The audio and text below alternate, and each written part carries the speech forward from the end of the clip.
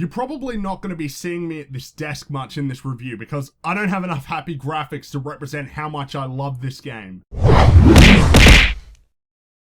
XCOM 2 is the 6th main game in the XCOM series, ignoring all the spin-offs, the expansions, and the unreleased games, because reboots make everything so simple and easy to understand, like how Thief was the 4th Thief game and Tomb Raider was like Tomb Raider 9. Snarky remarks aside, XCOM 2 is set 20 years after Enemy Unknown, following the continuity that XCOM lost the war since the majority of players failed their first playthrough of Enemy Unknown. The aliens have assumed control of Earth through the Advent Coalition, which, like the Patriarchy, in that they are both fictitious, is institutionally oppressing humanity. You assume the role of the commander of the new XCOM, which is a resistance movement aiming to take down the Advent Coalition and renew humanity's will to fight back, while also combating the Avatar Project, something of an alien endgame, which I won't reveal any details on now for the sake of avoiding spoilers. From a story perspective, XCOM 2 is decidedly more inspired and entertaining than Enemy Unknown. It is still a humanity versus alien story, but the central plot is really strong. It constantly moves forward with twists and revelations that will keep you interested in what's going on, and all of the characters are likable, and many of them actually have a backstory, even if the development is minimal. You'll likely feel invested in the story from the start because of the fact that you know that you can lose soldiers you've had for multiple missions, and that you can fail outright. This adds a layer of constant dread and pressure that amplifies the themes of the story to great effect. While it does come across as a bit far-fetched that a resistance movement could even combat an installed alien menace, I like this premise as I think it's more thematically interesting than that of Enemy Unknown. Instead of fighting to protect Earth from invaders, you're instead trying to take it back, which is both an interesting and uncommon spin and has fairly significant impacts on the game's overall design, which we'll get to in the gameplay portion of this review. XCOM 2 is a very nice looking game. The textures themselves aren't the best on the market, but the game has top-notch character armor and weapon design. The armor and weaponry you can equip your soldiers with are cool enough, but the aliens absolutely steal the show. The designs on the aliens are outright awesome, and the uniqueness of their designs make them stand out from each other. Just from seeing a berserker, you know you're in trouble, and you can immediately distinguish between which aliens you're fighting from a visual glance. Visual customization has been significantly expanded in XCOM 2. The number of tools at your disposal to fully customize your soldiers is almost staggering. You can choose from dozens of different voices, faces, hairstyles, scars, tattoos, armor permutations, and even attitudes, which affect how your character will look and walk. The number of paint jobs is great, allowing you to really make each soldier visually distinct. I mean, if the commander's character is gay, with the kind of clothing options at his disposal, he'd be hosting his own fashion show on Bravo or some shit. There are also gameplay related customization options, but we'll cover those later. Michael McCann, the man behind the brilliant music of Deus Ex Human Revolution and the almost equally great music of Enemy Unknown, didn't return for XCOM 2. Instead, the soundtrack was composed by Timothy Michael Wynn, who does a reasonably good job here. While I do like the music in XCOM 2, I don't think it's as good as the soundtrack from Enemy Unknown, but that may just be my bias in favor of McCann and the synth genre as a whole. By that, you know, I don't mean club shit or remixes. I mean the actual synth genre with ambience and rhythm, you know, things that actually take musical talent to pull off. Unfortunately, the game's overall presentation is brought down by the more or less confirmed widespread performance and technical issues. To say XCOM 2 has a few technical bugs would be like saying it only kinda hurts to perform seppuku. XCOM 2 is an almost surprisingly messy game in terms of its polish, especially from a PC-focused developer like Firaxis. Performance is really inconsistent. Usually it runs fine, but then out of nowhere, the game inexplicably drops frames, and particular environments flat out run like shit. And it gets worse as you advance through the game with even more enemies flooding the screen. During certain points, the game will lock up entirely, sometimes for 10 seconds, for unexplainable reasons. Oh yeah, expect crashes too. Fucking hell, this experience was burnt fondly in my mind. I was playing the game, and in an instant, my controls completely locked out for a few seconds before my PC froze. I had to do a fucking cold restart. And no, it's not an issue with my PC, it's an issue with the game. Get ready for some buggy camera angles and shots too, because if you played for 30 minutes without staring at a wall, or literally having the camera clip through the ground, you're not playing XCOM 2. I also encountered significant delays in actions to where Overwatch is triggered, and one of my soldiers will stand still, not doing anything, for for multiple moments before finally reacting, or just these painfully long pauses between enemy phases. While most of these technical issues are aesthetic and don't affect gameplay, for a game this good, bugs like these stand out like a guy with an IQ above 50 at a Nickelback concert. XCOM 2 takes a lot of cues from Enemy Unknown in terms of gameplay, and at surface level, you'd assume the two are identical, and fundamentally, they are similar. However, it's the combination of the changes made to XCOM 2, both significant and small, that make it an entirely different beast altogether. XCOM 2, like its predecessors, is something of a hybrid between squad turn-based tactical action and grand strategy. On the Avenger, a requisitioned ship that looks like a SHIELD helicarrier, I imagine Firaxis got some calls from Disney over that, you'll have to manage your resources, establish contacts across the world, build facilities, and keep on top of what's going on globally as you combat aliens who are not just going to let you fuck with them. In missions, your squad of soldiers will work to complete objectives and hopefully come out alive. In XCOM 2, your primary goal is going to be delaying progress on the Avatar project while ensuring you have enough supplies and intel to actually progress your ship's facilities and soldier weaponry. Progress on the Avatar project takes the place of the panic system from Enemy Unknown, which I definitely prefer since it ties well with the dark events mechanic.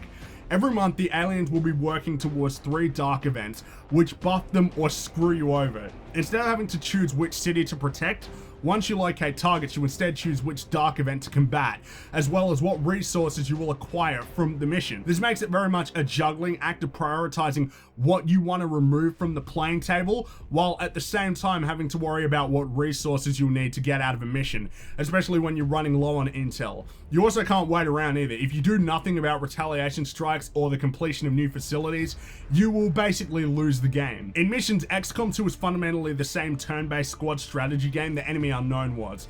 It still has the 2-tiered movement system, low cover and high cover, as well as soldier classes. If you didn't like this in Enemy Unknown, you probably won't like it here. If you did, there have been multiple changes and tweaks to the gameplay that I personally feel have made the game better overall. One of the most frustrating things about Enemy Unknown was how you'd first discover enemies. You couldn't dash in your first few turns because you'd be fucked if you did, and sometimes you'd accidentally stumble on enemies and end up in deep shit.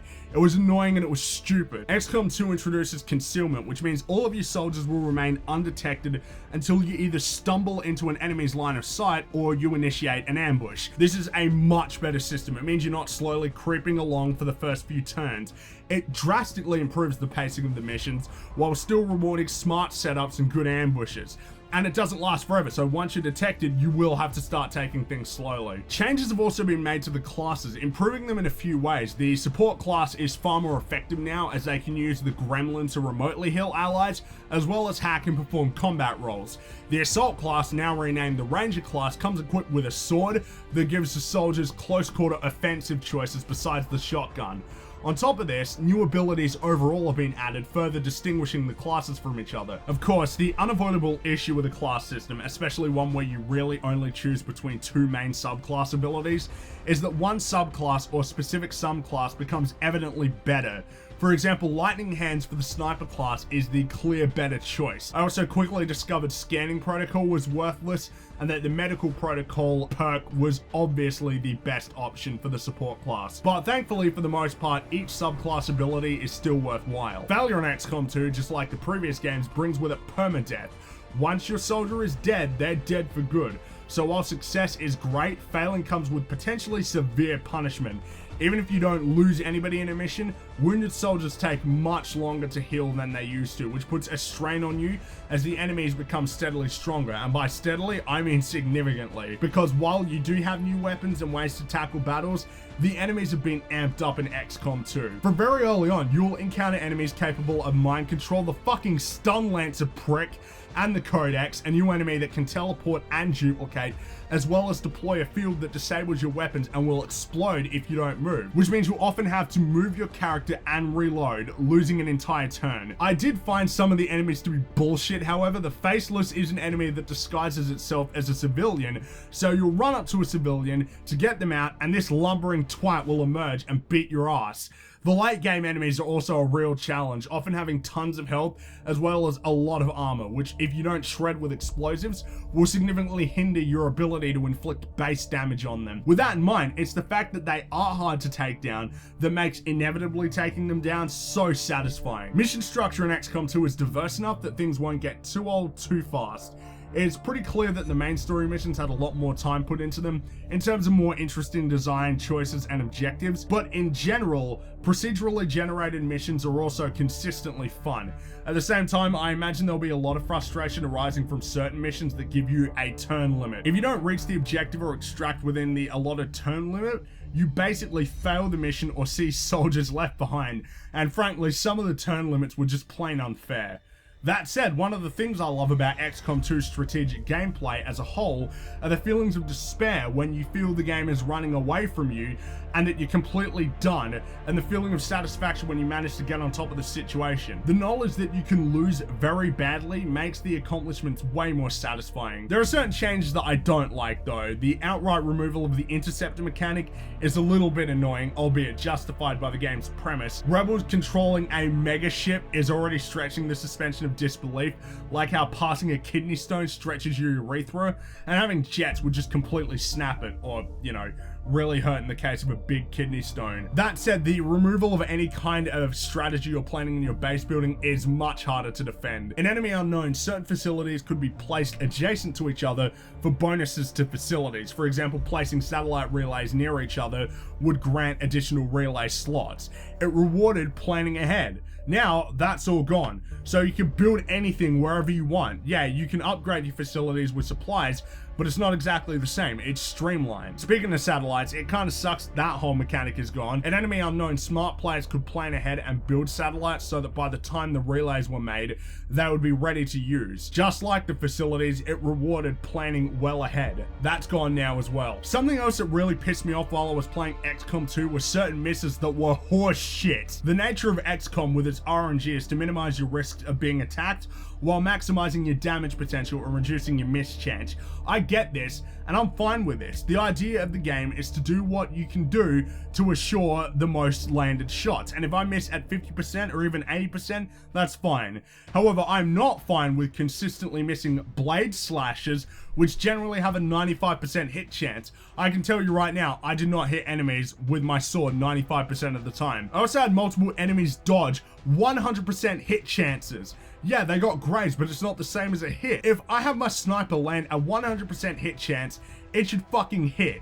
Dodging a sniper round or a shotgun blast from point blank range is bullshit. Seriously, there were moments near the end of the game where I was full on swearing at my monitor because of hits that didn't do as much damage as they should have, flanks that plain didn't register, more dodges, as well as the sheer number of enemies thrown at you, especially in the final mission. Seriously, the difficulty in the final mission spiked so hard right at the end. Actually, I'll count off the enemies I remember in that last room alone. Don't want to know this and something plot related? Spoiler warning right now, skip to this point. Got it? Alright, so in this room, you were tasked with taking down 3 avatars who are the hardest enemies in the game by far. While you do this, enemies are perpetually respawned in that room. I counted 5 Faceless, 3 Sectoids, 6 Vipers, 3 Chrysalids, 2 Archons, and I'm sure there were more. The last mission's difficulty is such a spike, it's ridiculous. But like I keep saying, once you overcome these obstacles, you get such a feeling of satisfaction. The moments of great satisfaction simply outweigh the occasional moments of frustration precisely because, unlike so many other games, in XCOM 2, you can fail. When you pull off a mission first try without losing anybody and achieving your objectives, it feels fantastic. And the reason why is because you know it could have gone much worse. You could have failed the objective, you could have taken heavy casualties, or lost a soldier you'd grown attached to. It took me about 39 hours to power through XCOM 2, and when you have all of these choices you can make, there's meaningful incentive to replay the game. Seriously, XCOM 2 has to be one of the most content-rich games I've played in recent memory. Before we get onto the final word, I think it is worth addressing this point. I know a lot of old fans of the XCOM series do not like the XCOM reboot because they say it's been streamlined and simplified, and I'm going to take their word on it. It probably has been. but the way I see it, the game itself, even if it's been streamlined compared to the games of old, is still deep, still thought-provoking, and miles ahead of some of the generic tripe that litters the gaming landscape. If you can separate the name from the game, you have to admit that the game is good at what it does. While I've hammered on about the problems XCOM 2 has, and it has problems, I've come away from XCOM 2 so satisfied with my purchase, because not only was the game very big, but I loved almost every moment of it. XCOM 2 is simply superb. It has a ton of technical issues, changes you may not like, and yes, it is not the same as the original XCOM games, but XCOM 2 at least knows what the hell it is, which is something far too many games struggle with, and more importantly, it achieves what it sets out to achieve. XCOM 2 is consistently challenging, smart, aesthetically great, content rich, and makes for one of the most entertaining sci-fi games in recent memory. With so much enjoyable content and replay value, on top of the engaging story and thoroughly thrilling gameplay, XCOM 2 is a game you need to play, and my first Game of the Year pick for 2016. No ending joke, just play this game.